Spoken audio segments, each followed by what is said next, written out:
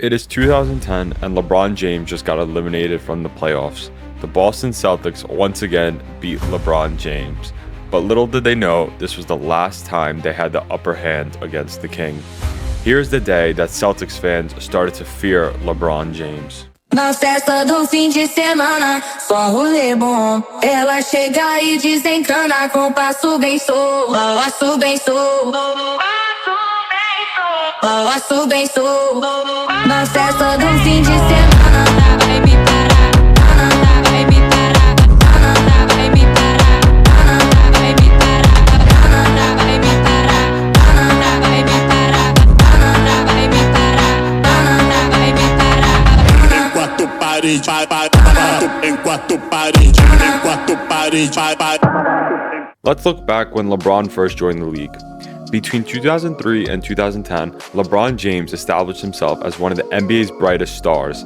But when it came to facing the Boston Celtics, he and the Cleveland Cavaliers often ran into a brick wall. So why did LeBron and his team struggle so much against Boston during this era? The Celtics were stacked with elite talent. Their big three of Paul Pierce, Kevin Garnett, and Ray Allen, plus the rising point guard of Rajon Rondo, created one of the toughest defensive units in the league. Their physical, team-oriented defense made scoring difficult, even for a player as dominant as LeBron James. LeBron was often the focal point for the Cleveland's offense, but the Celtics' defense was relentless. They pressured him hard, forced turnovers, and made sure the rest of the Cavaliers' supporting cast couldn't get easy looks. This left LeBron carrying a heavy load against a deeper, more balanced Boston squad. In 2008, LeBron put on a historic performance, scoring 45 points in a tough Game 7. But even that wasn't enough. The Celtics' experience and team chemistry helped them pull out the win. Now, 2 years later in 2010, despite LeBron's impressive stats, nearly dropping 27 points, 9 rebounds, and 7 assists per game, Cleveland still couldn't close out the series. LeBron had some off nights, and Boston's lockdown defense once again proved too much. These losses exposed the gaps in Cleveland's roster and pushed LeBron to rethink his path to a championship. After LeBron ultimately decided to leave Cleveland, he ended up with the Miami Heat. And between 2011 and 2014, LeBron James entered a new chapter of his career. And his battles against the Boston Celtics showed just how much he has evolved as a player and a leader. Now, surrounded by all-stars Dwayne Wade and Chris Bosh, LeBron was no longer carrying the load alone. The Heat's big three brought firepower and experience, setting up intense matchups with Boston. June 7th, 2012 was the day that brought fear to Celtics' eyes. LeBron once again on the ropes of elimination to the Celtics, a gritty, physical 7-game series. But LeBron became a non-human species. During this Game 6, LeBron had 45 points with 15 rebounds, an overall masterclass that put fear in Celtics' eyes. This shit right here, if we talking about shot making, if we talking about skill, I'm just keeping it 100, man. This ain't got nothing. I ain't got no emotion, no nothing. This is just spade to spade. It's a lot These of are people all debating, facts. like, talking about him because we look at LeBron as a great all-around player, but is he the greatest scorer ever? Yeah. The numbers say it. The fuck. Yeah. Fuck. Yeah. Technically and literally. Throughout the series, LeBron averaged 30 points, 7 rebounds, and 6 assists per game, dominating on both ends of the floor and finally overcoming the Boston Celtics' tough defense to win a series.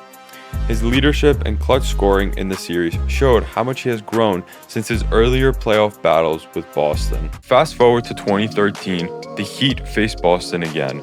This time it was in the first round. Miami handled the Celtics in 5 games, with LeBron putting on a show, averaging nearly 29 points and 7 assists per game. Boston simply couldn't match the Heat's firepower or LeBron's relentless attack. Between 2011 and 2014, LeBron transformed his rivalry against Boston. No longer the underdog, he became the dominant force.